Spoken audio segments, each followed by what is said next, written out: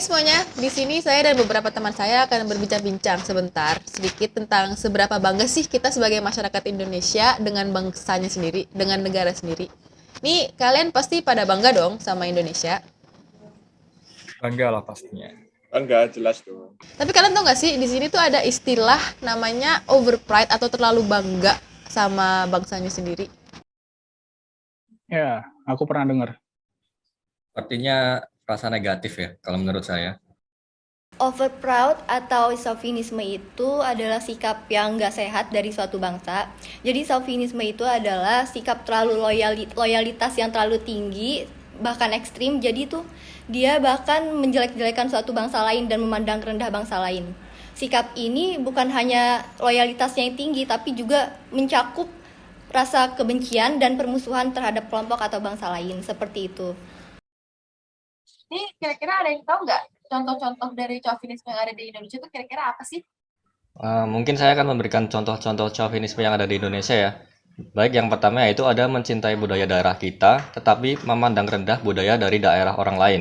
Kemudian yang kedua, bisa melakukan genosida pada suku atau ras tertentu. Nah, terutama di sini jika tingkat chauvinismenya sudah sangat parah. Kemudian orang yang membenci para K-popers atau wibu dalam artian pecinta anime karena merasa hal itu tidak sesuai dengan Pancasila. Dan pastinya sebagai K-popers dan wibu tidak setuju ya dengan perilaku tersebut. Kemudian yang terakhir ada menyerang akun media sosial yang memberikan fakta negatif terhadap negaranya sendiri. Jadi rata-rata ini banyak negatifnya ya kayaknya kalau dari chauvinisme ini. Nih kira-kira selain itu ada dampak lain nggak sih dari chauvinisme mungkin? Kalau dampak dari chauvinisme menurut saya banyak dampak negatifnya yang pasti. Yaitu yang pertama adalah chauvinisme menciptakan diskriminasi karena paham itu cenderung untuk membanggakan berlebihan apa yang mereka punyai dan agresif terhadap apa yang berbeda dengan mereka. Hal itu dapat membuat lingkungan di sekitar mereka menjadi renggang, termasuk lingkungan di lingkungan kerja. Lalu yang selanjutnya adalah menciptakan star syndrome yang membuat kita berhak untuk menyombongkan diri dan angkuh terhadap sesama kita.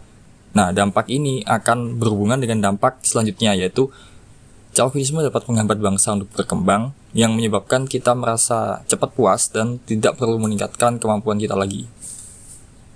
Mungkin itu dampak menurut saya yang paling signifikan. Oke, jadi banyak ya berarti dampak negatifnya ya. Nah ini karena banyak dampak negatif itu kayak kenapa sih kok bisa gitu loh ada chauvinisme ini, kayak kenapa chauvinisme ini tuh bisa terjadi gitu loh. Menarik nih, kok bisa sih ada chauvinisme? Nah, menurut saya, chauvinisme ini salah satu dampak dari kolonialisme loh, atau penjajahan loh. Kita bangsa Indonesia itu dijajah begitu lama, dan kita nggak sempat berkembang. Akhirnya saat ini kita masih kalah jauh, terutama sama negara maju ya. Teknologi masih kalah, pengembangan manusia kalah, pendapatan per kapita kalah.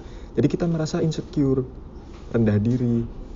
Dari Insecure situ, ya, butuh iya, validasi gitu jadinya makanya ya. kita mencari validasi. Padahal sebenarnya hal-hal yang itu tuh nggak bisa kita banggakan, tapi tetap kita push, kita perlu validasi. Kayak gitu menurutku. Oke. Ternyata nggak cuma cewek doang yang butuh divalidasi gitu kan. Ini kira-kira ada nggak sih cara untuk menghindari sifat chauvinisme ini biar nggak gimana gitu? Makanya mungkin kita nggak memandang rendah bangsa lain atau suku lain gitu ya. Karena sebenarnya bangga itu perlu, cuman tidak berlebihan apalagi sampai ekstrim. Oke. Bener juga sih sebenarnya bangga sama Indonesia atau bangga sama negara sendiri itu emang boleh. Bangga akan sesuatu itu akan boleh. Tapi kalau misalkan terlalu overpride sampai menjatuhkan pihak lain tuh kayaknya nggak banget ya.